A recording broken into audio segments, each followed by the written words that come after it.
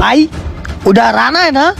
হ্যাঁ রে ফকিনি পোলা রানা হেনে ওদি খারা ডাক দিতাছি আয় রানা এদিকে আয়। আসসালামু আলাইকুম স্যার। ওয়ালাইকুম আসসালাম। কি রে স্যার ডাকা শুরু করলি? আসলে একটা ফর্মালিটি মেনটেন করতে হয় তো।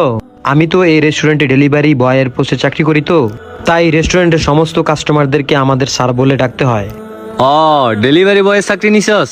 আজকে আমগো দেখ আমরা কই আর তুই কই। বুঝছ না এই ব্যাপারটা?